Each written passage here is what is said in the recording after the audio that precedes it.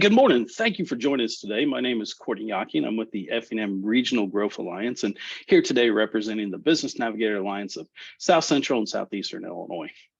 We have an excellent presentation in store for you this morning. I'm very excited about today's presentation. At the Business Navigator Alliance, we understand that knowledge is a competitive advantage. And we know that keeping a finger on the pulse of the marketplace is critical to the success of an organization. And understanding demographic, business, and economic data allows you to make informed decisions. And at the end of the day, data is a fundamental tool used by decision makers when determining how to respond to economic and social challenges. So today we have an expert panelist with us, Zach Kennedy, who is going to guide us through a discussion on demographic, business, and economic data points. Zach, next slide, please. Well, first of all, what is the Business Navigator Alliance of South Central and Southeastern Illinois? Well, we are a 6-county regional collaboration working through a small business community navigator grant.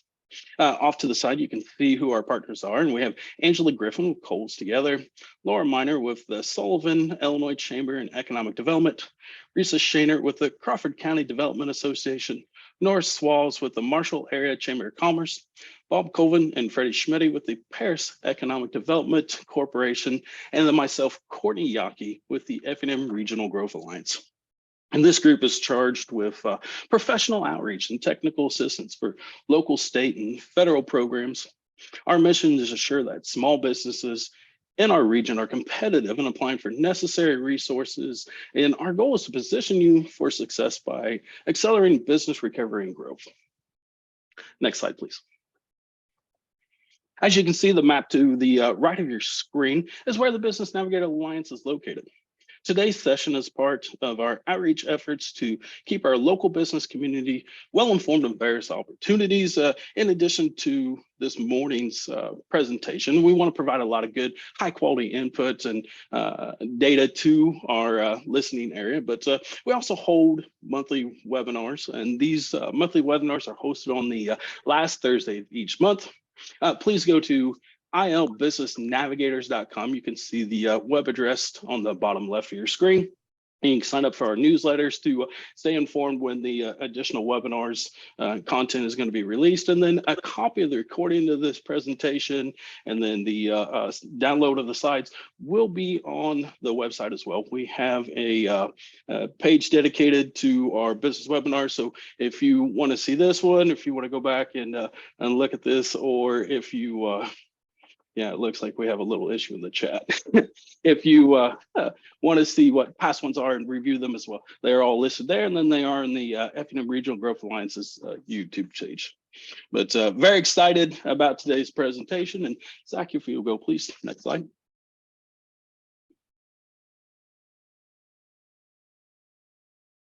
So Zach Kennedy is the Extension Specialist in Community and Economic Development with statewide responsibilities for Illinois Extension. He is an economist and urban planner by educational background, having earned bachelor's and master's degrees from the University of Illinois. He has nearly 15 years of experience in helping communities and regions develop plans, including economic development plans. Zach has had formal training as a facilitator. Additionally, he is highly skilled in working with demographic and economic data sets, as well as spiral data analysis and mapping using geographic information systems, or GIS software. He is a proponent of data-informed decisions making and has a large amount of experience in explaining demographic and economic data to lay audiences.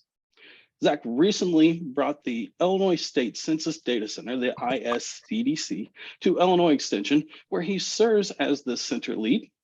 The ISCDC will produce data products and trainings and act as the main liaison between the state census data users and the U.S. Census Bureau. And Zach, if you're prepared for your presentation, sir.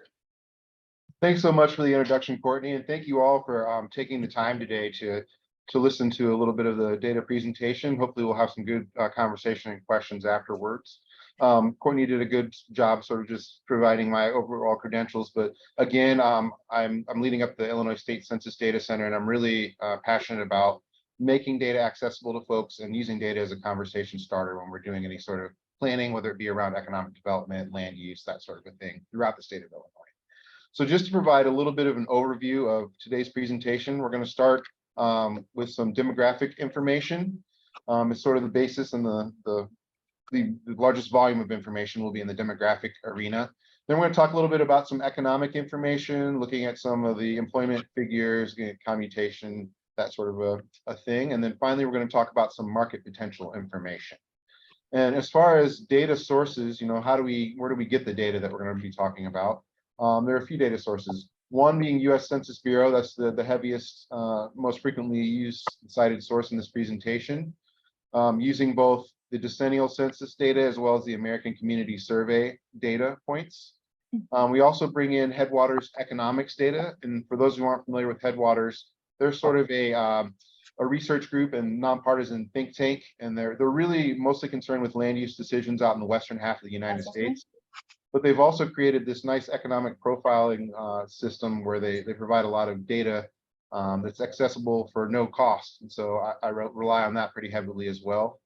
We're going to include some information from the Centers for Disease Control. And then finally, when it comes to the market potential information, I'm going to be talking about a little bit of proprietary data that we have access to here at the University of Illinois through Esri and their business analyst platform. Esri is also known as the makers of GIS software. That's sort of their main claim to fame, but they also do produce data sets around business opportunity, market potential, that sort of a thing. So we'll take a look at a couple of those as well as we go. Yes. So starting just at the most basics, looking at population change for the region. And before you get too discouraged, you have to understand that Illinois as a state has been, sort of flat and with a slightly declining population between the 2010 and 2020 census. And why we care about population in the first place is that generally growth can benefit, growth in population can benefit a place, especially in providing economic opportunities. But on the other, the flip side of the coin is it can also stress communities and can lead to income stratification. So when considering the benefits of growth, it's also important to distinguish between standard of living benefits, such as earnings per job, per capita income, and then contrasting that with quality of life considerations. So as your population grows, you may have these benefits of standard of living, but it also may, in some cases, negatively impact quality of life. And that's things like crime rates, congestion, transportation infrastructure, things like that. So I guess the takeaway there is that unbounded growth and growth for growth's sake should not necessarily be the goal. Growth does, in some cases, indicate strength of a region, but I hope you don't get too discouraged in looking at some of these numbers, and know that your region is similarly situated to other regions with throughout the state. And so on this map here, the overall regional decline was from 168,737 individuals down to 157,507 over that 2010 to 2020 timeframe, and that was a decrease of 6.7%. And what you'll notice is that Courtney had pointed out the counties that are part of the alliance, but I also included Cumberland just to make it a contiguous region. Otherwise, we'd have Effingham off by itself. So we're really going to be looking at 7 counties in most of these measures. And when I refer to region, these are the 7 counties that we're talking about. And what you'll notice is that between that 2010 and 2020 time period, 6 of the 7 counties in the region actually lost population to varying degrees, with Effingham being the only exception. Coles lost the greatest population, both from an absolute overall number perspective and from a relative percentage-based perspective.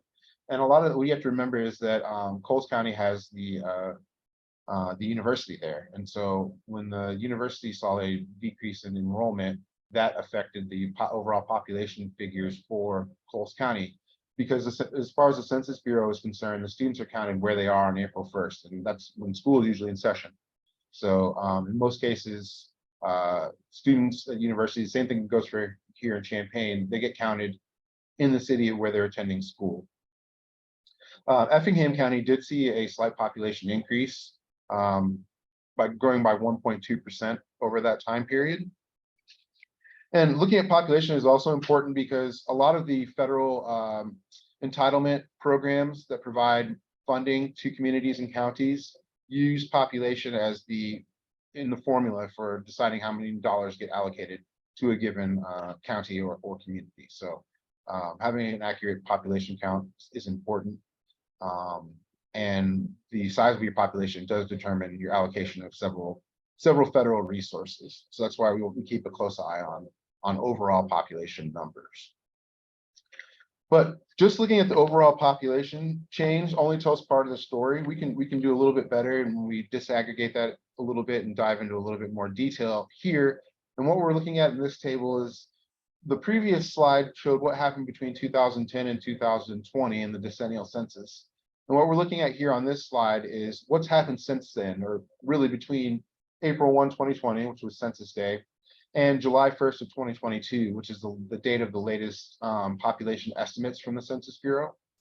And what you'll notice is that unfortunately the region has depopulated even since that 2020 that census figure.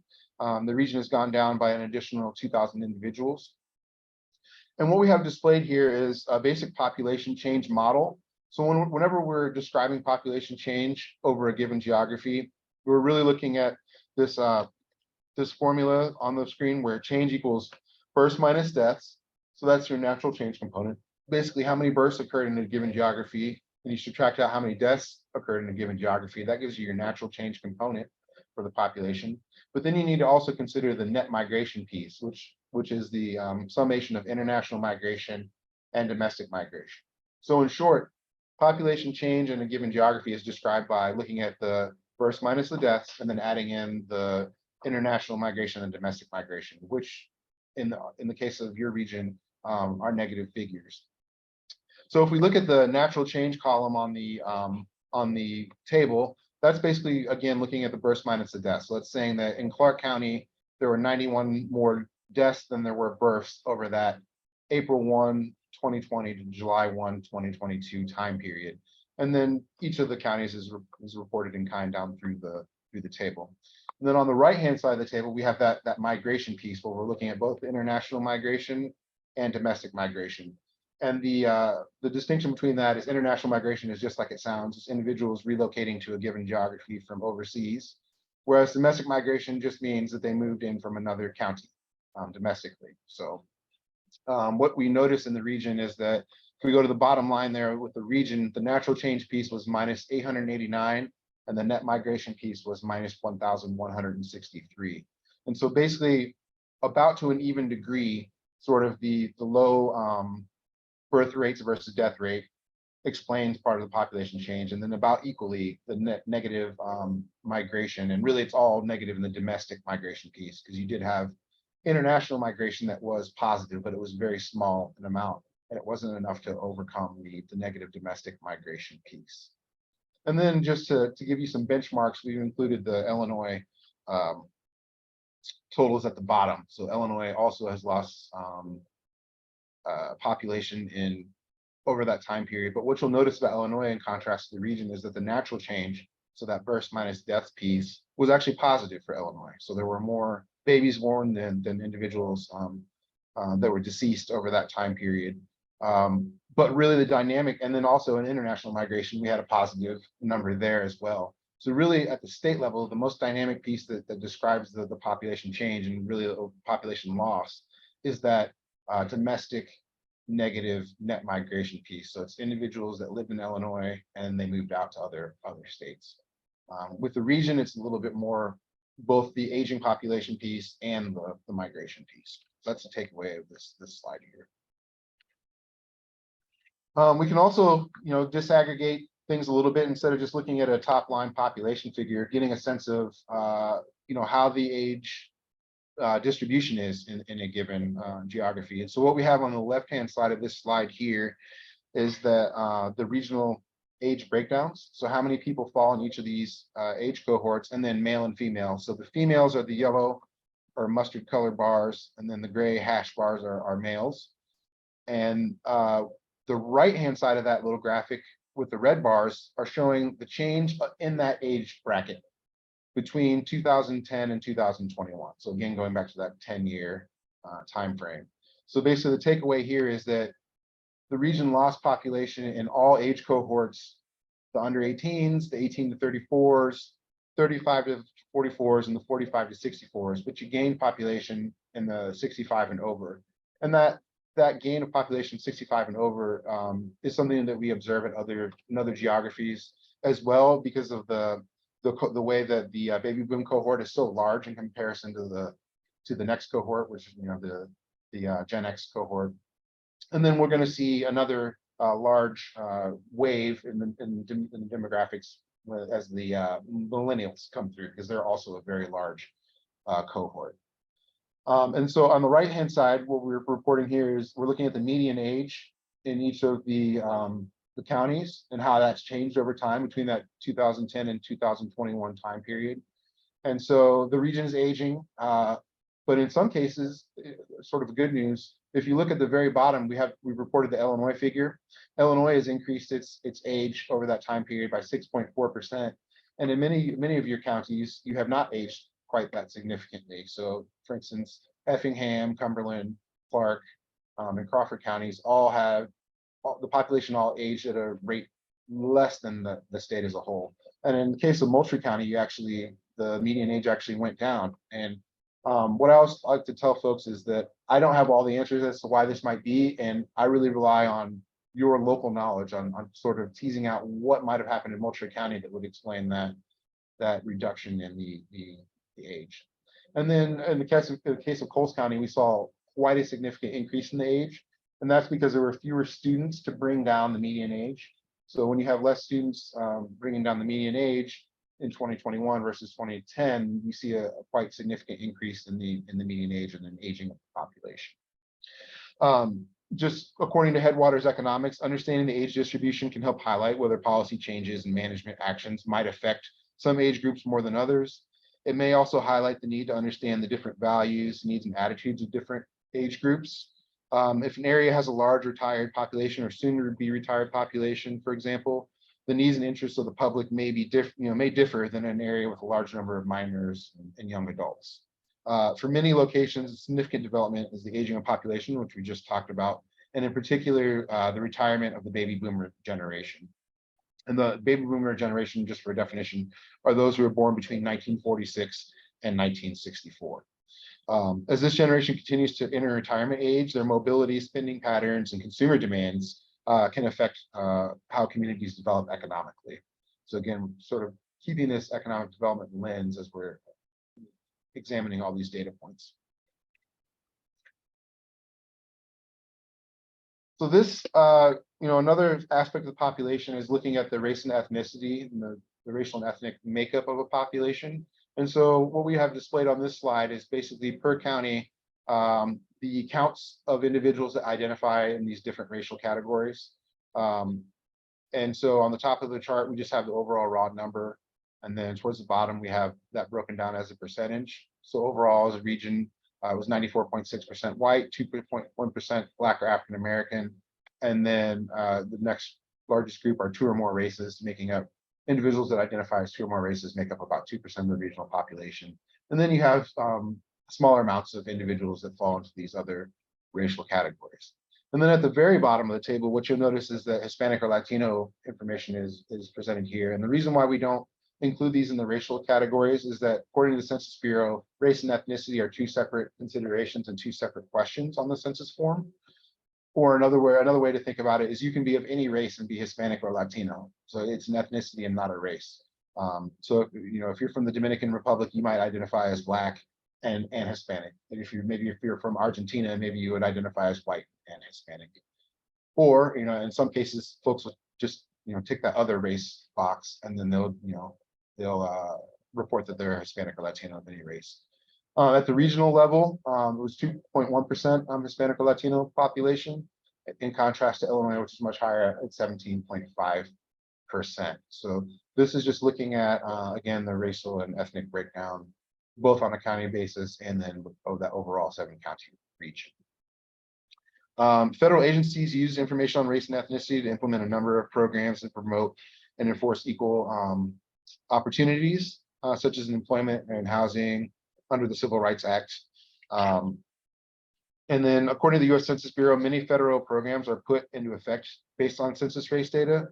And it's important to consider whether proposed policies and management actions could have disproportionately high and adverse effects on minority populations. So just a little bit on why we care about this as a data point. So shifting gears a little bit, another thing that we can take a look at is the household income in a given place. And when we talk about household income, there are two sort of different measures we usually look at. One is the distribution, so looking at how many households proportionally fall into the different income brackets. And then also just looking at the median. And the median is just if we line up all the households and we identify the one right in the middle, what is that value? It's an average. It's different than a mean where we're summing the total and then dividing through by the number. It's a little bit different than that. We're just looking for the actual figure of the middle household when we do a median. And what you'll notice about the region is that the greatest proportion of regional households have income that's in between 50 and 75,000. And then when we look at the median household income figures, Moultrie County had the highest median income while Coles County had the lowest. Again, the effects of having a high university population is probably describing why the Coles County median income is significantly lower than a lot of the other counties, because students don't have a lot of income. In fact, most of them have no income, but they're still counted when the measurements for median household income are calculated. So they're still going to be in that data set when they're identifying the median. And then, at the state level, the median income is a little bit higher than at the region. It's, 72,563 in 2021 at the Illinois state level, which is higher than all the counties within the region. But on the other flip side of the coin, the cost of living in the region is lower than it is at the state level, on an average.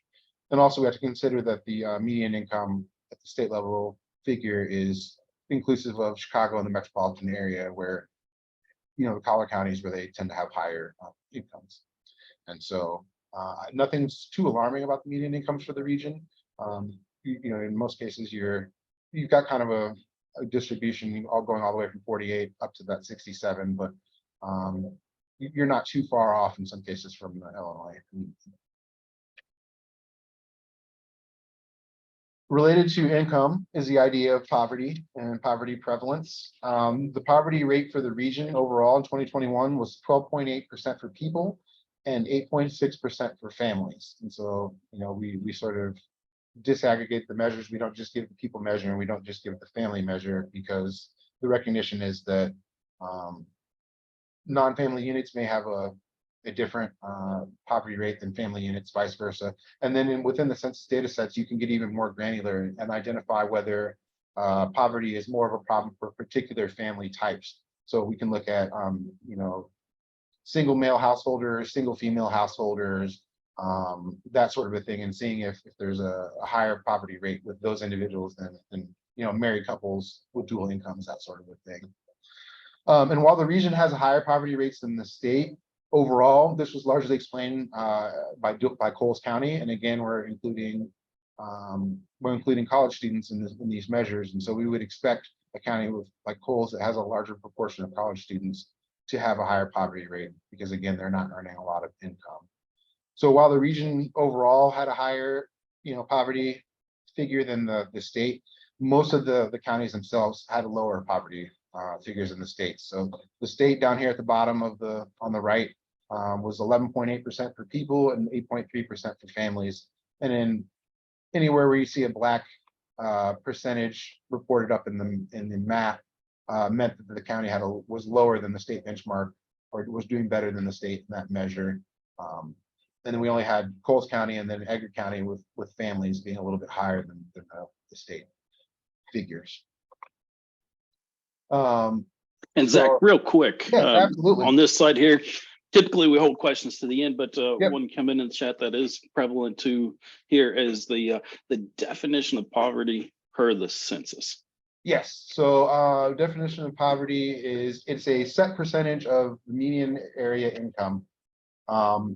So I believe it's 80%, or it's 60% of the median area income. I'd have to get the actual, and it changes every year. I can get, if you send me a follow-up email, I'd be happy to get you the exact definition with the dollar figures attached to those. But essentially, you know, it's a moving target that gets updated every year, and it's just comparing a household versus some sort of median figure or some sort of set figure.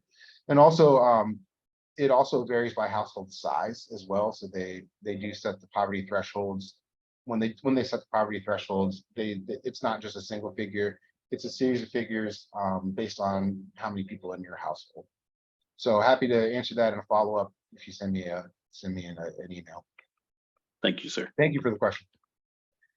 I'm going to talk a little bit about the social vulnerability index, because this is another data point that you can take a look at. And what I like about this one is that instead of just looking at a single data point at one time, it sort of collates together a bucket of different data points that might indicate whether an area is socially vulnerable. And their definition of social vulnerability is the degree to which community exhibits certain social conditions, including high poverty, low percentage of vehicle access, or crowded households that may affect a community's ability to prevent human suffering and financial loss in the event of a disaster. And these factors describe a community's social vulnerability. And so what you'll see over on the infographic on the right is the measures that make up this social vulnerability index. So they fall in these four major buckets of socioeconomic status, household characteristics, racial and ethnic minority status, and then housing type and transportation. And so if we click on this link, pull this over, it pulls you into a map. Plus some of my other tabs here that you all don't want to know about. It pulls you into a map where you can look either at counties or census tracts, and you can see how your particular county stacks up in those measures. So if we click on a county, we can say that the overall SVI score was 0.5407, which indicates a medium to high level of vulnerability. What I think is more important is you can go on and click on this view prepared county map piece.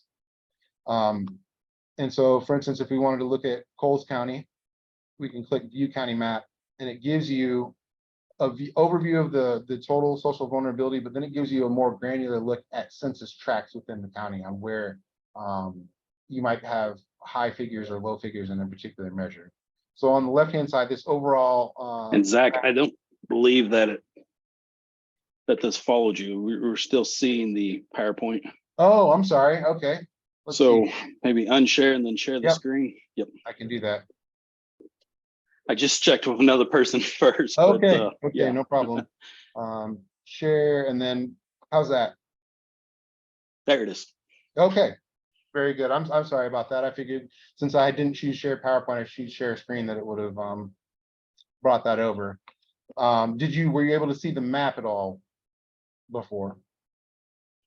Until now, we were just on the gotcha. Okay. the PowerPoint slide. Let me go back. So the URL that I clicked in the PowerPoint presentation brought us to this map. And in the map, you can click on a given county that you're interested in. And it gives you the overall social vulnerability score. So then you can also come down here and click on the view prepared county map. And then it gives you this drop down. And then when you select the county that you're interested in, you click on view county map, that's going to bring us back to where we just were. And so basically on the left, you have the overall social vulnerability highlighted.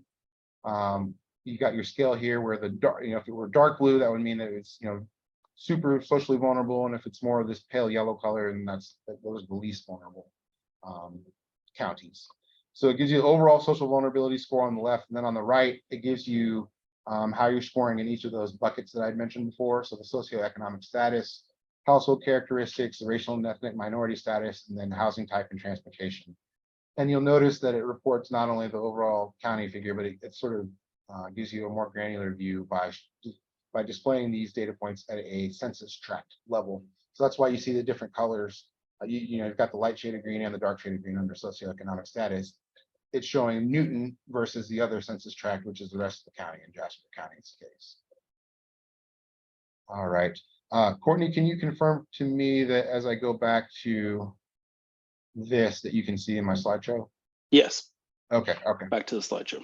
Back to slideshow. Excellent. And so what I've included is I've already pulled the reports for all of your counties, or all the counties that are included in that 7. They're in a box folder. that pull up, Courtney? Yep, we can see it. It follows Okay, excellent. So this box folder, you can just download the PDF directly, and that way you can skip that step of having to go to the website and pull those for yourself. So you'll get a copy of the PowerPoint after the presentation, and you'll have the link directly within the PowerPoint that you can click, and it'll bring you to those reports on that SVI, that Social Vulnerability Index data set for the counties, the 7 counties. All right. So shifting gears, now we've gone a little bit from, we're moving from demography into a little bit more of the employment and economic data. This big table, it's a big ugly table, but it reports basically the employment by industry, by super sector. So we're looking at 2-digit NAICS super sectors here of each county. So it's giving you the number of employees in each industry, both as an overall number, and then at the bottom of the table, what percentage of the overall workforce does that represent? And so the 3 red highlighted industries in a given county are the top employers in that county. And what you'll notice is that wholesale trade is in, or I'm sorry, not wholesale trade, but manufacturing is the top 3 industry across the region in all 3 of the counties. But then you have a little, and then also this education, healthcare, and social assistance is also a large employer, and that's ubiquitous throughout all the counties in the region. And then the third one varies a little bit. That third largest varies among the county sets. In some cases it's construction. In other cases it's a different industry for that third largest. Retail trade is mostly the third largest in the other counties. And then for comparison, we've benchmarked that against Illinois, so you can see just how the region differs as far as a breakdown of it's not so informative to compare the overall employment figures, but if you go to the bottom of the table and look at the percentages, that can give you, relative speaking, how concentrated a given industry is in the region versus looking at that same figure at a state level. We can also look at employment by occupation. So contrasting, industry sort of classes businesses by what they make, their output, whereas in occupation, we're more looking at what do people do. So you can be in that management, professional, and related occupation. You could be in a computer industry, or you could be in that management, professional, and related occupations, and you could be in hotels. So these occupations cut across those NAICS supersector industries that we just displayed on the previous slide. And so this gives you a sense of which, again, this is the broadest view. So these are the widest SOC codes, or standard occupation codes. And it can be, again, the top 3 are shown in red. So this gives you a sense both at the county level and at the regional level, what the top employing occupations are. And if anyone who's interested and wants to send me a follow-up email, we can go into a more granular view, and we can look at these categories in a more disaggregate way. And because these are big buckets, service is a big bucket, management, professional, and related. This is really a top level view, and we can do a deeper dive. Given the constraints of the time of this presentation, I could do too much detail and cover all the geographies, but just wanted to mention this, and that we can do some follow-up if you send me an email. Another interesting data point are the commuting patterns for the region. And so basically what we are displaying here are the in-commuters, the folks that both live and work within the county, and then the folks that live in a county but out-commute. So the darkest green circle represents individuals that live in another county but come into the given county to work.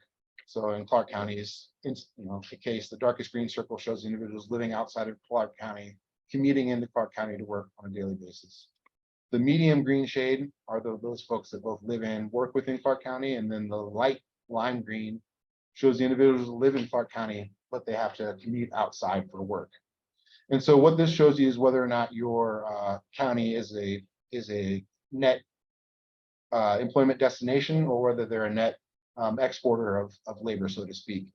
And what we saw is that Coles and Effingham counties have the largest proportion of in-commuters, whereas Clark and Cumberland counties have the largest proportion of out-commuters. And then the size of the bubbles that you see sort of depict the relative size of each of those groups, the people that commute in, the people that both live and work in the area, and the people that commute out. Unfortunately, we have a little bit of lag on this data. With these publicly available data sources from the Census Bureau, there's always a little bit of a lag, so we don't get figures that are, immediate. This isn't going to be 2023 data. It looks backwards to a previous time period. And usually that's not too big of an issue, but I think one of the things to consider when looking at anything, prior to 2021 is the impacts of COVID and the extent to which these patterns might be different now, based on, remote working opportunities, closure of businesses, and so thus interrupting the commuting patterns and changing the commuting patterns. But this at least gives you a sense of where things were pre-COVID. And again, all these data points are never supposed to be the conversation ender. They're supposed to be the conversation starter. So we don't use the data as a bludgeon and say this is just the way things are. Rather, we look at the data points and say, well, I wonder why the data looks like this, and what are the implications, and what does that mean for us as economic developers and business individuals.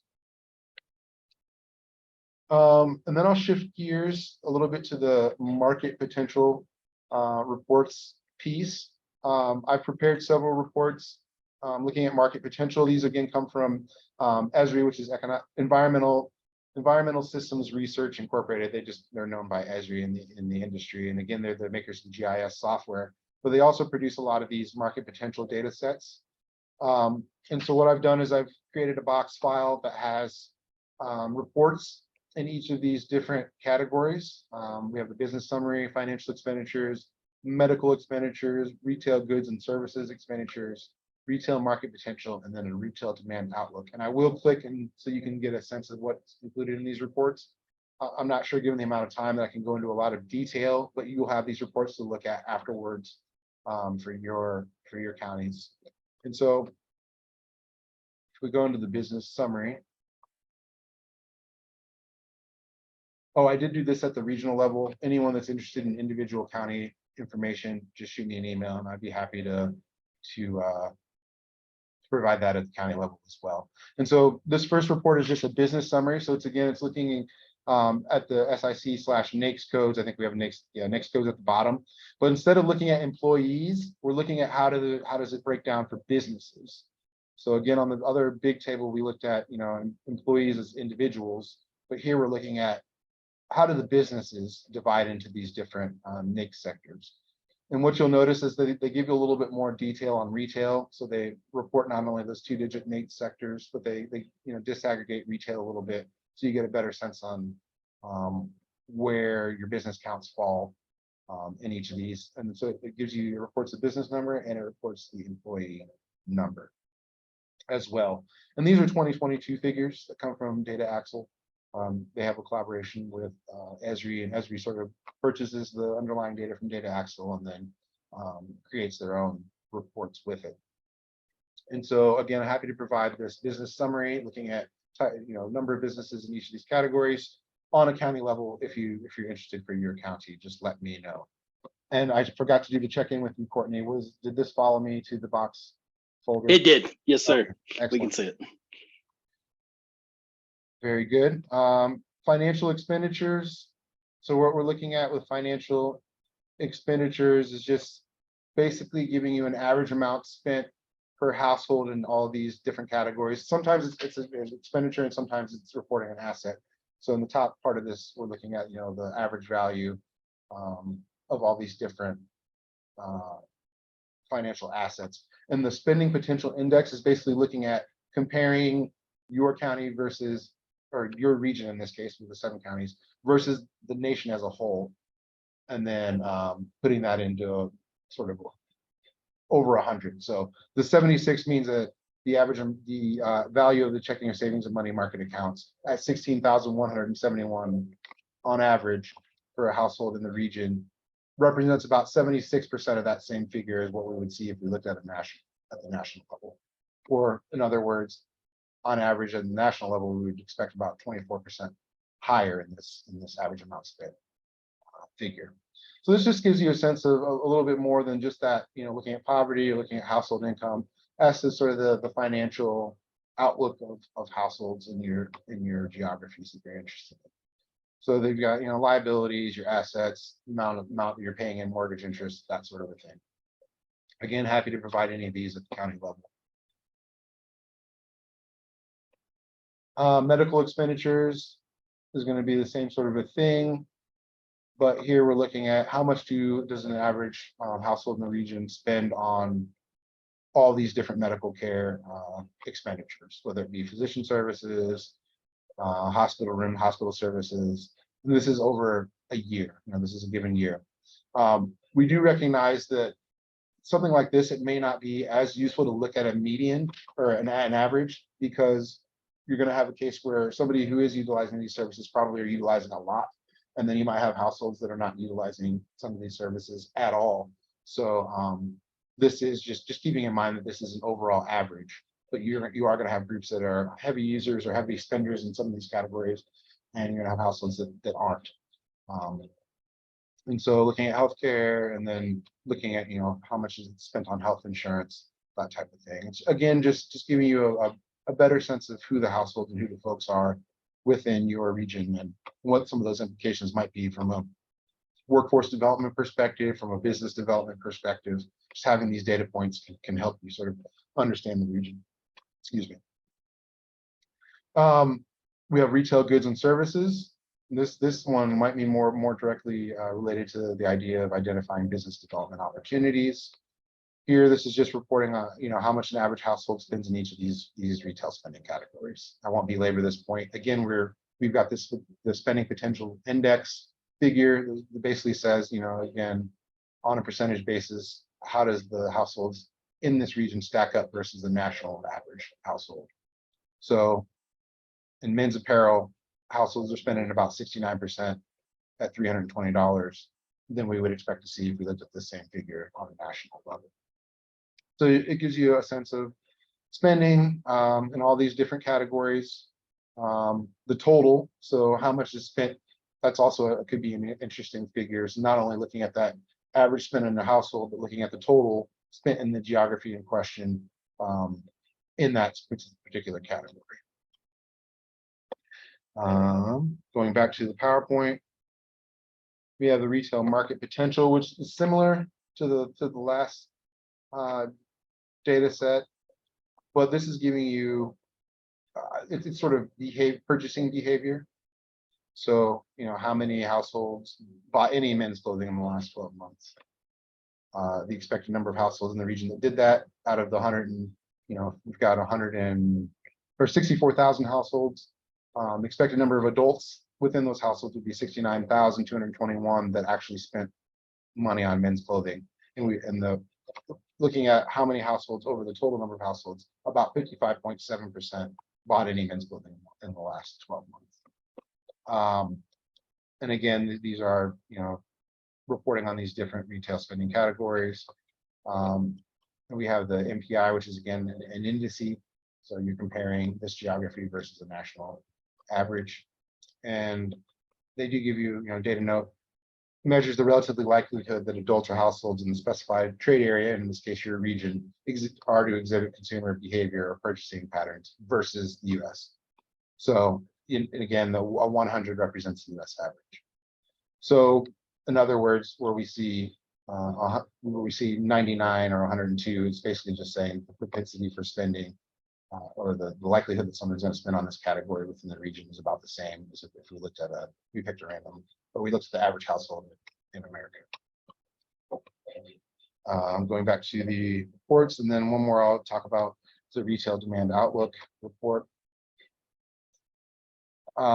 So unlike it's similar in the categorization as the other retail reports, but this is doing some forecasting. So the sort of value add to this version of the report is that it's giving you forecasted demand going forward in any of these categories. A report that we don't have access to anymore, given just because of the input data is being collected by the Census Bureau right now, would be a retail leakage report.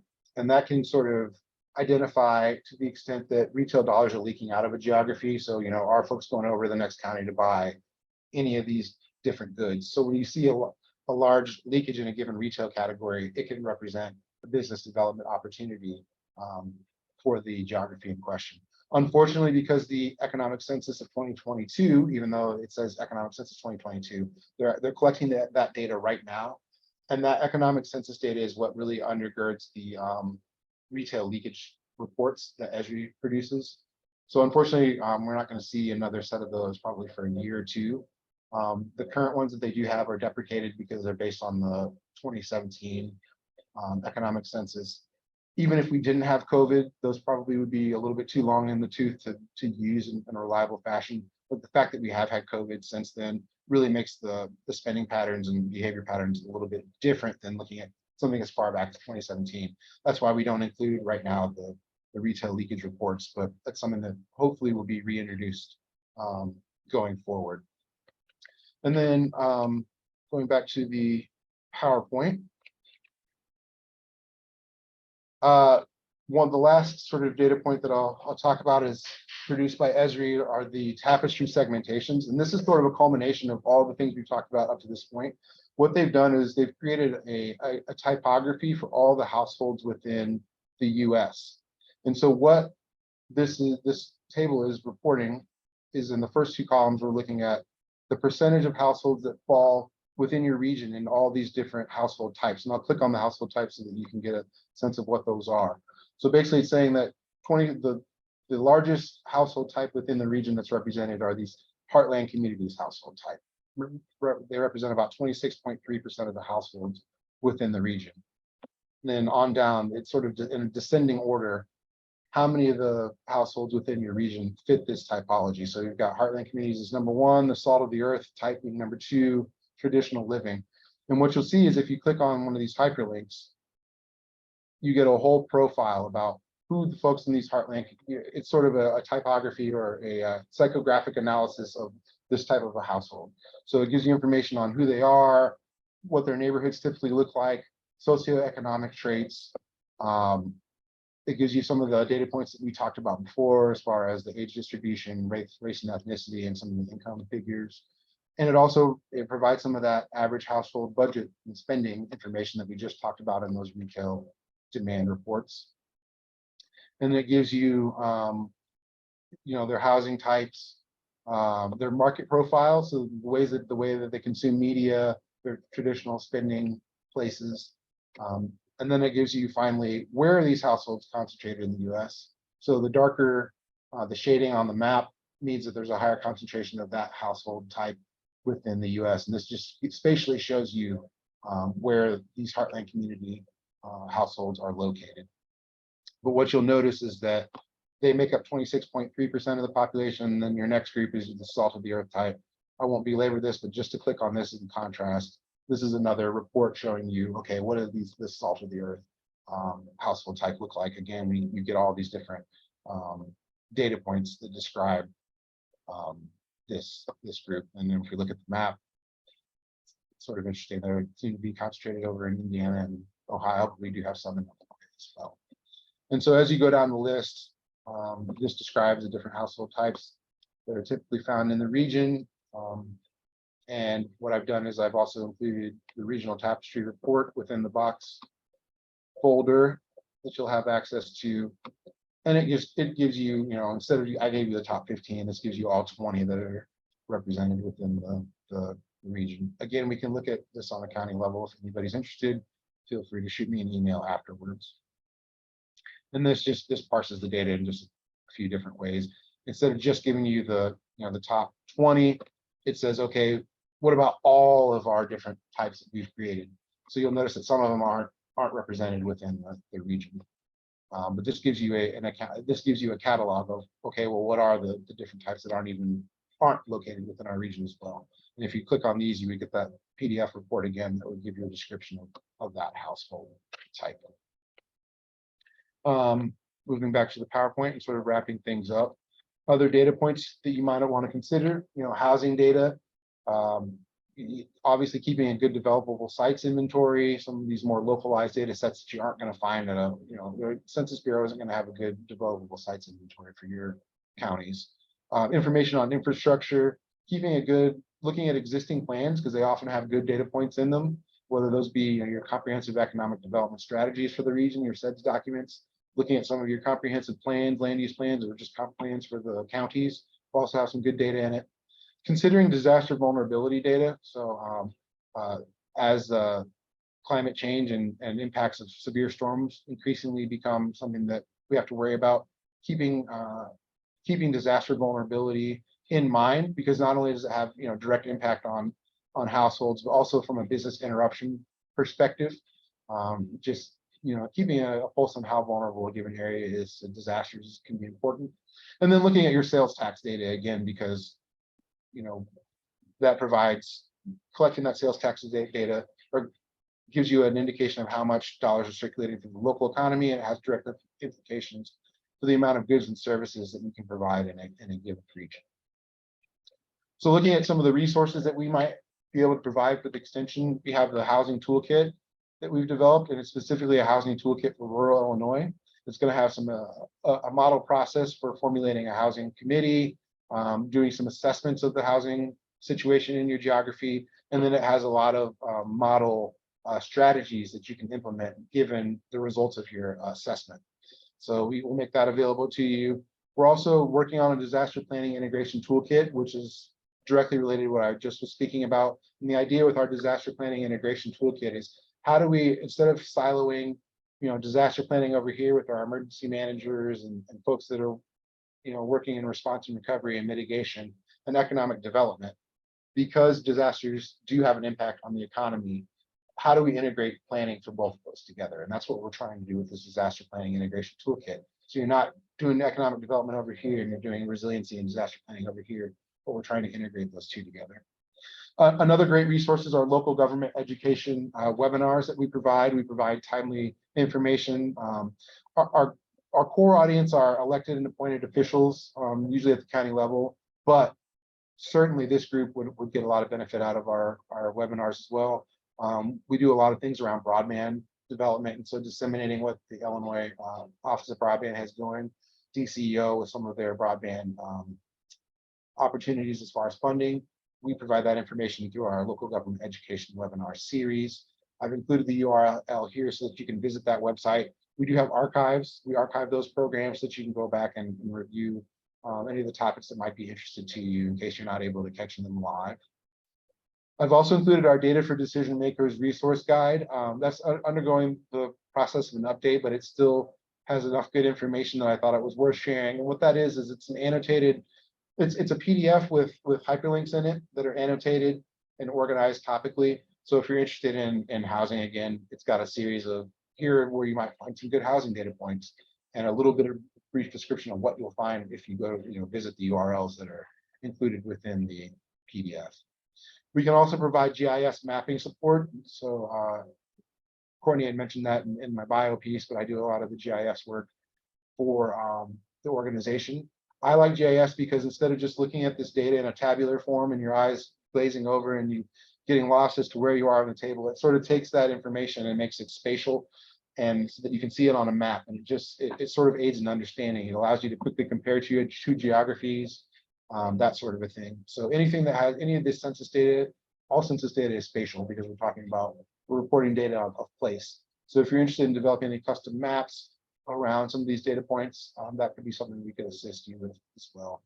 And then finally, a big bucket of activities, and we're just launching this. And I just recently in January took over as the state data center lead, and we brought the state data center to Illinois Extension. Just to give you a flavor for some of the things that we're going to be doing. The center administration stuff on the right is not so interesting to this group. That's just more things I have to do as a lead. But on the left, we're going to have a lot of education and outreach pieces. We'll be doing webinars where we do trainings on how to access data.census.gov, how to access our own custom Tableau dashboards and maps that we're developing a website around. We're going to be doing some blog and social media work, doing both census data releases and then doing our own custom Illinois data stories. So not just passing through the information that the Census Bureau provides, but then trying to do a little bit more analysis and developing some white papers around, okay, what are the implications for that particular data release for Illinois, and how specifically what does it mean? We'll provide some technical assistance, so helping folks access census data. And then obviously we're building out our website where again we'll have the demographic dashboards, the online demographic map. So I know that was a lot of information. Hopefully, at least something was, resonated with you. I encourage you to look at some of the resources. If you have follow-up questions beyond, we'll have a question time now, but if you have follow-up questions that occur to you after the event, feel free to shoot me an email. My contact information is here, and I'm sure Courtney will include that as he sends out the slides as well.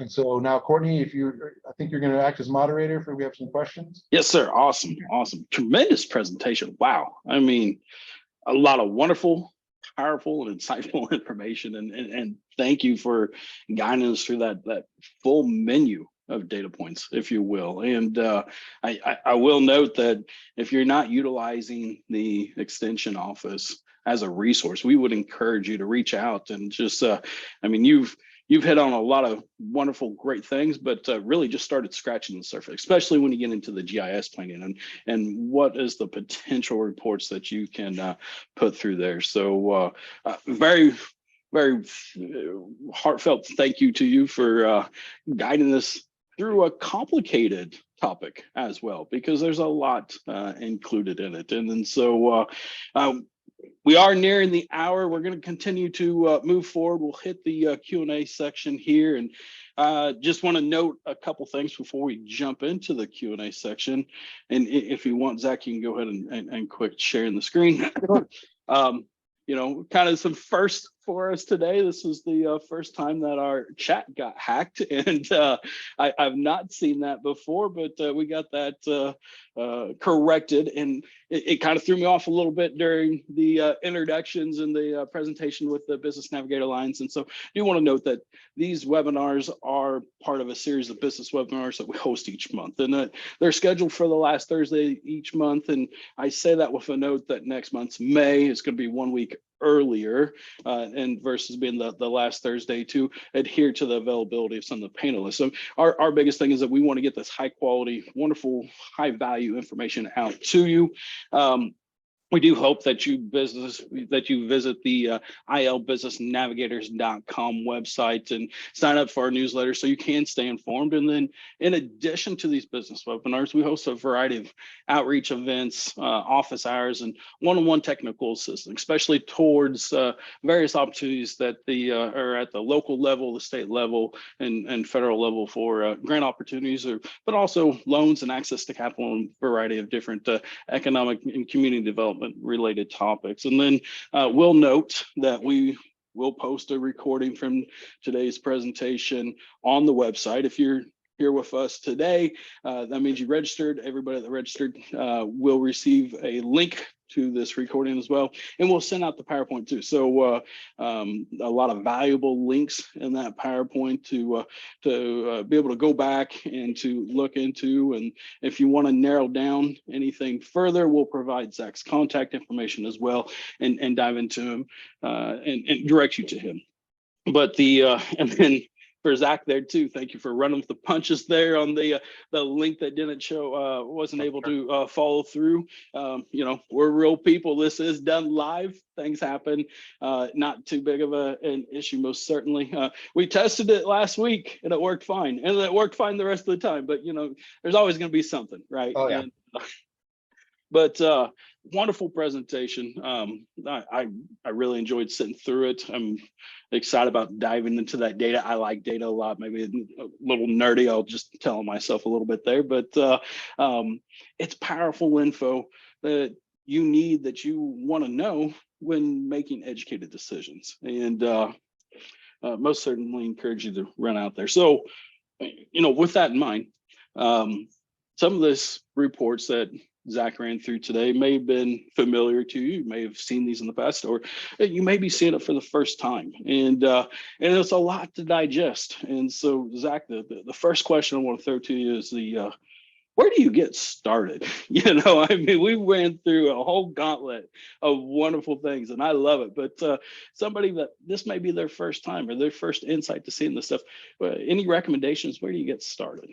Yeah, so I think a good place to get started. I mentioned Headwaters Economics as a resource, and they have this economic profiling system that does a good job of sort of summarizing frequently asked or frequent flyer data points. And so if the person that asked this question would send me an email, I would be happy to walk them through how to access that Headwaters economics report. And what's nice about it is it's free. The Headwaters is free of cost. It's based on census data, so it's good, reliable data. And it sort of produces a nice geographically specific set of data points that provide a good starting point. And why I also will highlight that as a good resource is not only do they give you the data, but they also on the other side of the page, if you have a printed version, or sometimes you can get it in Excel as well, but they define what the data points are and why we think they're important. So not just providing the data, but give you a little more context around why is this important, what's being measured here, and then it also gives you if you want to do an even deeper dive, links on where to find additional resources about that particular data point.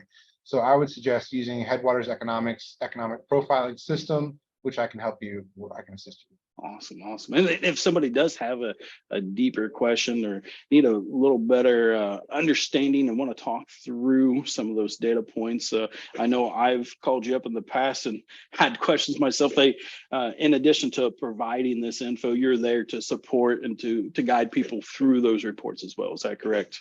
Absolutely.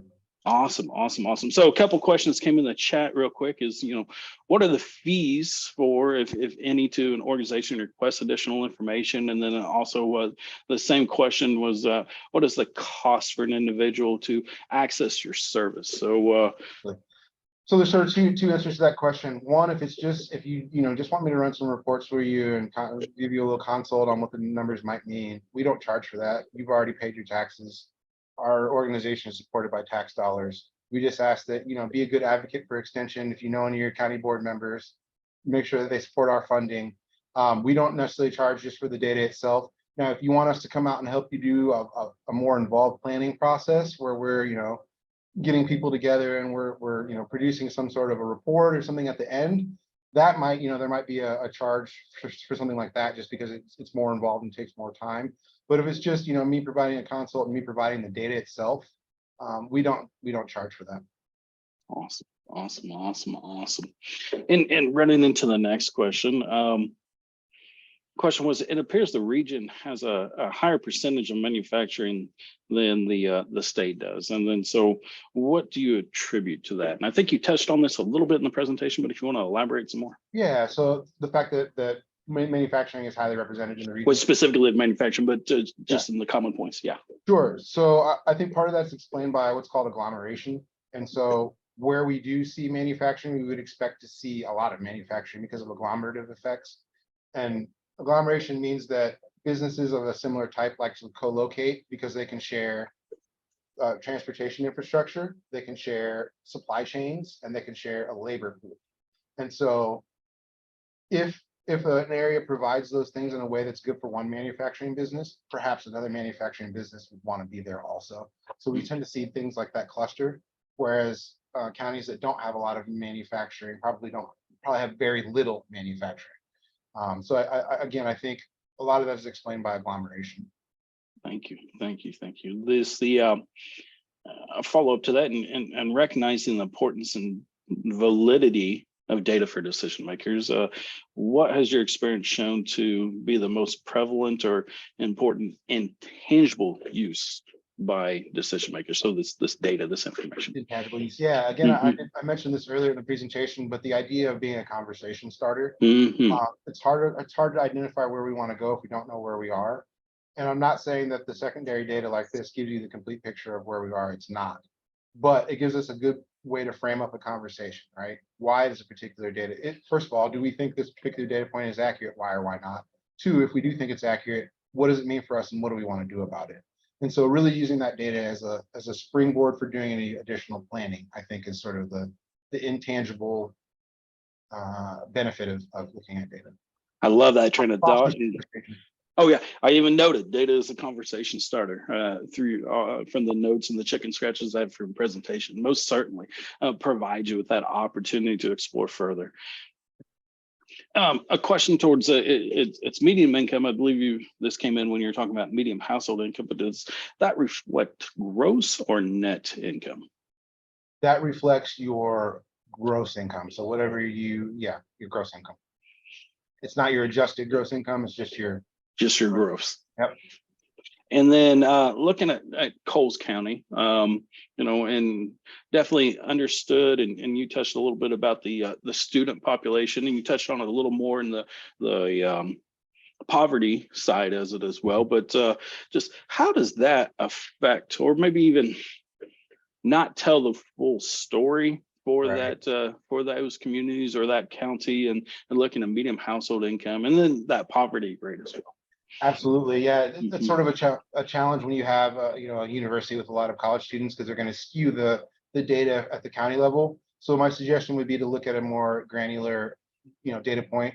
Um, Even if you were, looking at Charleston Mattoon, and you could even go down to the census tract level, so that you're sort of, um, we don't, the students obviously you want to address their needs too, but Mhm. they're not the permanent residents that are probably going to start businesses or be the consumers of a lot of the goods and services in the region for an extended period of time. So my advice would be not only to just look at the county level figure or the community level figure, but try to drill down a little bit and look. You can look at the median income for a census tract, and omitting the ones that have a lot of the Mm. dormitories and student housing. And then follow up to that. So looking at data on a regional aspect, maybe you just consider that an outlier for those 2 points, depending on what you're looking at specifically and trying to interpret or to modify the data to tell your story. But how does that skew or with the account for students, and how that affects regional data as a whole? Absolutely, yeah. I mean, if Hmm. the county is a part of the region, then it's also going to skew the regional data. The effect will be less strong because you have the other counties in there to sort of buffer. But it's the same thing that it does at the county level, it will do at the regional level, just to a less degree. Awesome, awesome, awesome. And then in the chat here, can you describe the generations by date? So you threw out I Yeah. believe it was the baby boomers, but Yep. the millennials versus the Gen X versus Yep. the baby boomers, and I may be leaving somebody out there. I don't know. There's can you run through it by date? Yeah. So it was 40 something to 64. I can't remember the exact dates for the baby boom generation, but I know that Generation X is 65 through 80. Then come the millennials, and the millennials are 80 through 2005, I believe, or 2002. It depends, and you get different definitions based on different people. Um, Yeah, and because I've then heard Gen X out to 85 yeah, as well. yep. Hmm. And then you also get some people that will make subcategories. They'll call it like Xennials. So Xennials are folks that were born during like myself, that were born during the original uh, Star Wars. Between the original Star Wars and Return of the Jedi, those are your Xennials. So between 78 and 83 or 84, whenever Jedi came What's the current generation called? out. Current Has generation is mhm. the youngest ones. Yes, The ones that are coming into the workforce are Gen Z. I'm Gen not Z, sure. Yeah, I'm not sure what they call or the iGen. I've also heard them called iGen, iGen. like iPad, all the stuff, internet stuff. Yeah, that They're makes also, sense. they're digital natives. They grew up in a world where they didn't know anything before the internet. I'm just old enough and being in my early 40s that I do remember times before the internet. My daughter, for instance, who's 17, does not. She can't imagine No, that. no. Yeah, my daughter the other day, we were at Walmart and ran by, so they have obviously every TV there for sale is a huge TV, and near in the electronics there were the monitors as well. She goes, "Oh, look, it's a mini TV." I was like, "No, that just don't start that." um, Speaking towards, so is there a Gen Y between Gen X and Gen Z, or is that just millennials?